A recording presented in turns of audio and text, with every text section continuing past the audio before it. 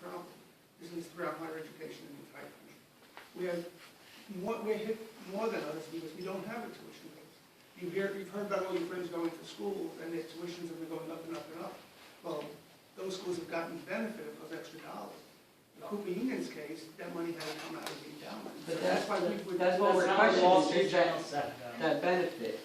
What we're Did questioning. not the nature of the investment change though before the economic collapse? I mean, the types of areas that money was being invested in, as far as we were told, was not of the same nature before, I don't know, a decade ago, 2 decades ago. So we wouldn't have been as affected of that kind of collapse as before. And it couldn't have come as a surprise for anyone. I mean, the economy collapsing. I mean, can I speak for a second?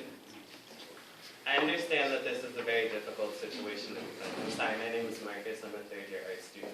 Because we're coming to you as a group, and I do understand that I'm a transfer. I went to School of the Art Institute of Chicago. There were a lot of changes there with the president when I was going on, and they were very shocking to us. But at an institution like that, we weren't told anything, nor did we expect to be told anything. And then I come to Cooper Union, where a huge shift is going on, and suddenly we're all in this role where we want to learn something, and we want to sort of be right alongside, you as an institution and an administration. And I understand how far you're sort of reaching out and doing this, because in some way you don't have to do this. As much as we can all say, we deserve this, lots of institutions would just restrict us. And I think part of the reason there is discomfort among both parties is because there needs to be more of this. I mean, people keep talking about transparency, but I think what we're just talking about is building a constant stream of communication, regardless of if it's, just us knowing. Something like the embargo thing is just business, that's how things work. But for us to just know that, beforehand, makes situations like this, where I feel like we do come off as a bit hostile, and then it does sort of undermine our effort. Things like this won't happen if it stops being every few meetings or every month or so we're allowed to speak to you, but just that we sort of meet you at an equal level in terms of just knowing the decisions you're making, just knowing the plans constantly, and then we become more comfortable with these things, and it stops being the situation of we are the student body and we have a vision, you are the board and you have a vision, and sort of naturally it just melds and we gain an overall understanding of where the school is going, because I feel like a lot of the difficulty is just that we have these two visions that I think are very similar, but just run on parallel paths. But I think we can all understand that I don't think of the board as a group of people who are just, laughing over gold at how much money they could make. They're a board of people who are as invested in this school as we are. They're invested in a different way. And I don't think it's completely positive on either sense, the way we've been responding to each other. I really have to catch a flight, but I will watch a tape if you give me what transpires after this. But I will say on your point that if you want to be part of this, the way to do it is communication, not confrontation. There's no way to communicate. Yeah, We have Jamshed, and that's the only channel to communicate with. That's why this is happening now. I've never met you before. I've never seen you before. I've been here for 3 years almost. But calm down. We had open forum meetings when we did presidential search. I haven't been hiding. I've been here for lots of functions. But I think what we want is something that's a little more personable and a little more comfortable. And I know you have to leave, so this. When are you coming back? What? When do you come back? Tomorrow night. I wanted to say something. I've been waiting. So. I got a call waiting.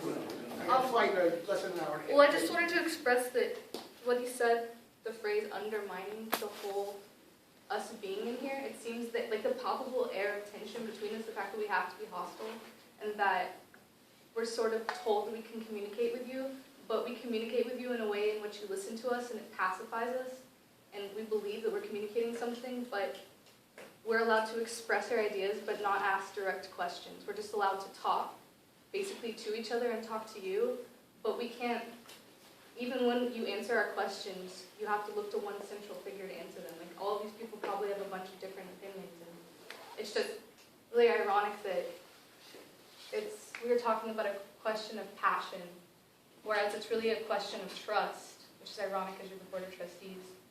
But Can you make a move He's got today? a flight to Can you make a move of trust and have a student, I don't know, someone we elect to have in your meeting? Something that would unite it so that we can work with you rather than against you, rather than be a nuisance. No, I would be fooling you if I said I could have a student in the board of trustee meetings. That's not the way it's done.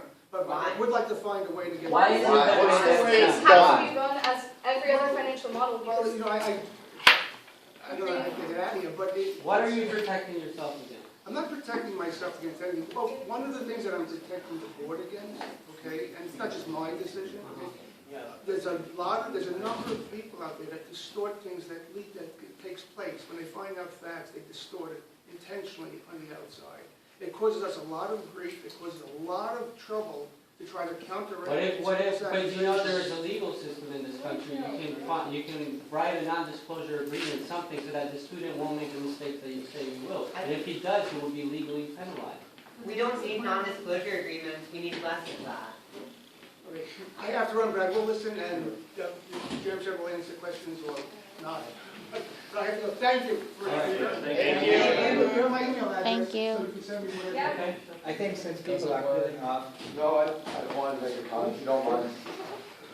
Now that our Epstein left, I wanted to address the rest of the board because he was sort of leading the conversation, as we just said. And it's not to put you in a stressed position. I'm a student. I don't have any money to give you or anything else. But I only want to know, like, when I go into my classes, if only 2 people talk, it's sort of useless. It's very useful when all the students interact. And I know when we were out there in the hall hoping to be part of this interaction, you guys were all men and women all interacting and talking about our school, and that's great. But we want to be part of that. We want to be part of the solutions and the problems and the discussion where people make mistakes in what they say, and then they realize and someone corrects them, and another person comes in and critiques the situation. But if it's just you guys having that position, we can only address the president, Mark Epstein, or whoever is put forward to not make mistakes and be edited, and that isn't what we want because we don't learn that way. We learn by making mistakes and moving forward and discussing together, and that's how we go to school, and that's how our school should be run, and I think that we should be part of this. I'm not saying that 30 people should come to every meeting. I think that would be amazing, but I think that and I'm not saying that we should all have the right to speak whenever we want like we have been, but I think that we should be part of the moving forward of the school. And I'm Audrey, I'm a senior in the school, right? And I think that's something that we are all trying to tell you is that we are, I think, a big asset to you guys. There's a lot of us, we have a lot of connections, we have a lot of passion for the school, we are fairly articulate, and we want to be able to help the school. And that's the most frustrating thing that happens, like that has happened throughout this past year, is that we haven't really been able to help the school. We haven't really been given the tools to do that. We've been talked down to, we've been kind of led around the situation, and I understand that there's ways of doing things in the school, but you have to realize that it's incredibly frustrating as students, as people that care a lot about this place and what goes on here, to not be let into those discussions, or even to be let in on any of those discussions, and to really feel like we're helping the school. I would also offer, Mr. Epstein said something to the sense, the benefits of tuition. That rhetoric is dangerous, and as someone who went to 4 schools before Cooper Union, 4, I didn't even put all of them on my application here. I kept leaving, and I didn't understand why. I thought I maybe wasn't cut out for school, but what I ended up realizing is that I don't support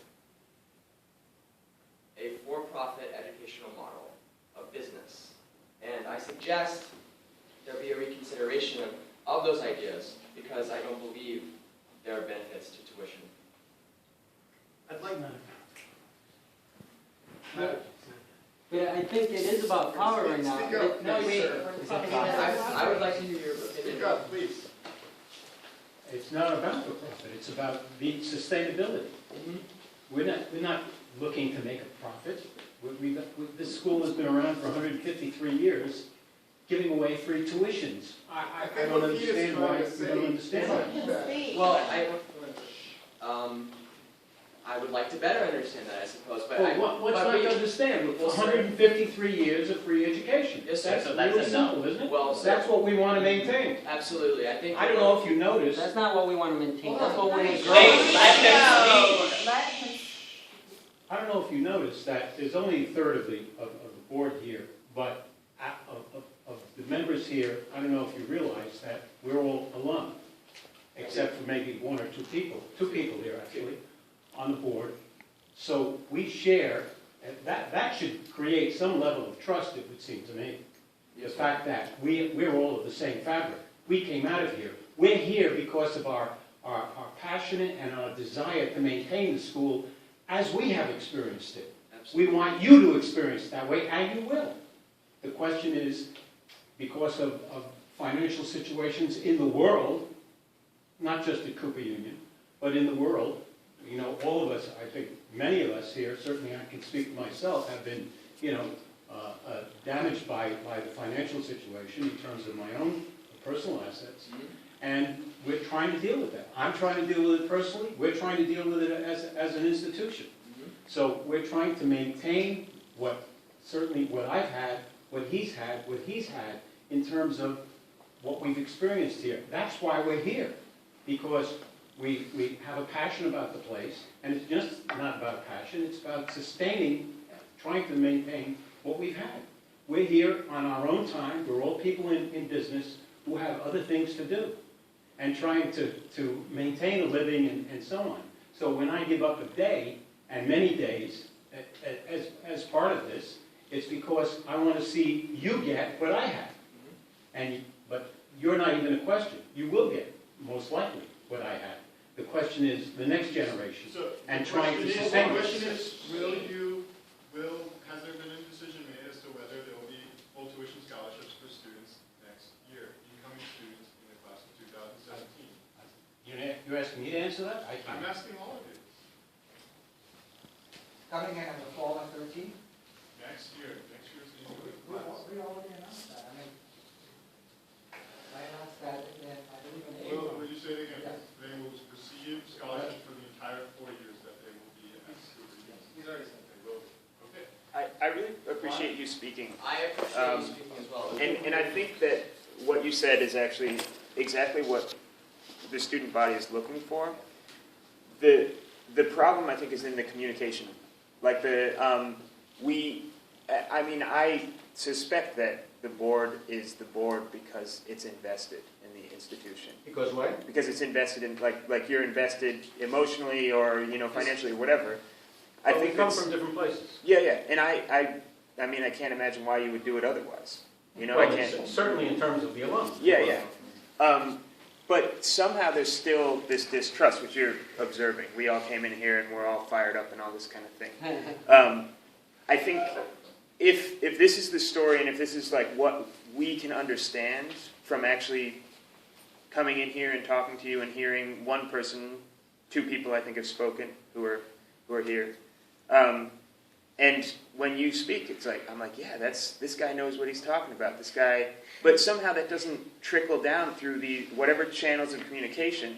My business is communication. I mean, I came out of here as a fine artist, moved into graphic design and eventually into communication. So that's why I feel strongly about the fact that, and I feel that John Shedd and the administration have been making a huge effort to open those channels of communication. The frequently asked questions that are available on the website. The various meetings that TC and that the President has offered in terms of opening those channels of communication are all an effort to first of all, dispel the misinformation that's been going around by some people for whatever reasons, whatever political reasons they have. I can't even imagine what they might be if they're involved with the school, but they do exist. And the fact that those channels of communication have been open and are there for you to continue to explore or to become aware of what the actual facts are is and you're talking about honest and open communication. I think that is the solution for the people who have talked here wanting to be more involved and wanting to participate. It's unrealistic to suggest that you're all going to participate in the board. That's obviously not a realistic aspiration, but for you to participate in various ways and for you to include maybe ideas or whatever it is that would help us overcome the problems that we're facing would be welcome.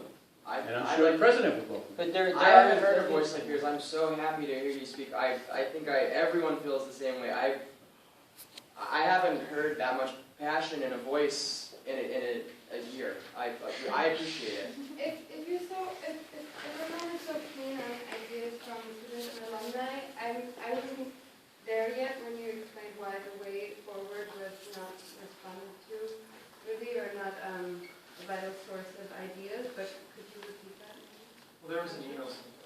It was addressed in the FAQ, but I found that FAQ really dissatisfactory in the way that a lot of the communications have kind of been not opening a discussion, but stumping, like trying to stop people from having it. To me, a signifier of, I think, the central issue comes back to this issue of the mission statement. Is everyone aware of the issue of the mission statement as it's brought up in this context? It was changed overnight on the website, and then one of the admins, the web admins, kept going back and changing it, and it was changed back. At least that's the way I heard it. I didn't see it actually changing myself. But the mission statement is not changing the mission statement is not something that just comes up and it's addressed as it comes up. I mean, when I apply to a school, the first thing I do is I check the mission statement. When I donate to a nonprofit, the first thing I do is I check the mission statement. And to me, that is sacred. And to just change it without telling anybody, I never got a ballot in my mailbox. What do you think the mission statement of the year should be? The newest rumor to drop is that full tuition merit-based scholarships are supposed to be removed from all press materials and external materials. It's been circulating around the student body. People are really worried, but they're not surprised because this is the kind of way that transparency has been working, where things just happen, and then we have to line up outside the room where people are meeting. So. Is there any validity to that? Can anyone answer? I think what we're asking for is... Any response at all? To which question? That full tuition merit-based scholarship related stuff has been taken off of all outgoing press and... I think when I arrived at Cooper Union... No, I mean, did that happen? It happened about a week ago. I've been completely transparent at the expense of tremendous hostility in saying it has to be a matter of discussion because that's actually, it's not an opinion. So the answer is no, or is it yes? There has been no decision of that kind at all. Okay. And So mission statement still has to be part of Not mission. no, this isn't a mission statement, this is a mention about of the scholarship. Right. Yeah. Can you respond to? We have assured it for the class coming in fall of 13. But is it? And I don't think anybody on the board can give any assurance that the board knows, following that, what the solution is going to be. And did that That's what we're manifest working in on. the fact that it will no longer be on outgoing pamphlets for incoming students? For the class of coming in on 13, absolutely, it has been. Well, there were pamphlets in which the admission statement said the Cooper Union provides a full tuition scholarship to every admitted student. Now that sentence is not there anymore in the new pamphlets. Will that sentence be excluded from any future pamphlet and any future outgoing I don't know, I press? haven't looked at the pamphlet, be happy to take a look. You have Now, to where look at the pamphlet pamphlet. comes from somewhere, though. We're talking about where it comes from, not whether you read it or not. Yeah, who decided to change it? I mean, but We- this we is have- like a whole administration of people, like we're talking to a board, which is one source. So I know that some of this information may not be completely satisfactory, but if he doesn't completely answer, there are other avenues of communication. So don't just like keep repeating the same question, because if he's not going to answer the first time, he's not going to answer it 12 more times. But forget specific pamphlets, the mission statement, the statement. The statement, the statement is Peter Cooper's statement, which is his charter. And that's what is considered to be the mission statement of Cooper Union by the state of New York, by the Attorney General, by the Charities Bureau, with whom we are in touch. That's the mission statement of Cooper Union. It's Peter Cooper's mission statement, which I would urge you all to read online. And if you go back to the speech that he gave when he laid the foundation stone of the foundation building several years before the construction, a lot of the same language. That is the mission statement of Cooper Union, and that is what the state of New York recognizes and will enforce as we go forward in whatever decisions have to be made with the institution. So did we just dream up that other part of the missions? Pardon? We just dreamed that up, that whole free as air and water, full tuition, merit-based scholarship stuff? No, free and air and water has never been part of the mission Okay. statement he's talking about was written in the year 2000. Peter Cooper's mission statement was written in the year 1859. So the one he's talking about The one is... he's talking about was part of a 10-year cycle of the Middle States accreditation, where they want the institution to come together and put together a plan for the next 10 years. That shows your academic programs and a statement that guides those programs, and that's the mission statement. There was another mission statement before that. There have been 5 or 6 of them. So, but The every key time mission statement, that free air and water is not part of the 2000 mission statement. Okay, so the one being discussed, the 2000 one, I assume it's improved on every 10 years, Well, or it's- updated, or whatever. It is reconsidered when our Middle States accreditation comes due. Okay. So the next time it comes due, there'll be another discussion based on where the institution's academic programs are at that time. But that again falls into the same crisis model that we're using now. Having a conversation right before or right after you announce what happened. Why aren't we working on this now? So we're all on the same page as to what the mission statement should be. And why aren't you aware of the fact that what we want is the mission statement to stay with the sentence that we want, free tuition, merit scholarship. Because if we just leave it for the last minute to then decide, then you can't. Then we have no position to say don't do that or don't change it like this or don't use that language.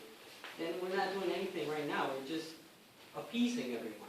And I think what we should come out of here with is a channel. Let's set up a channel of communication. I don't care what you give us. If all we can is just send you a letter every week or whatever, but let's create one channel of communication that we're willing to keep working on, so that we're both working on things ahead of time and throughout, not right before it happens. I'm really tired of channels of communication. I think we've had a lot. The whole task force, it happened and vanished, and that it was whatever. Like, it didn't seem to have any bearing on anything, except that they didn't necessarily endorse the hybrid model, which seems to be moving forward as planned anyway.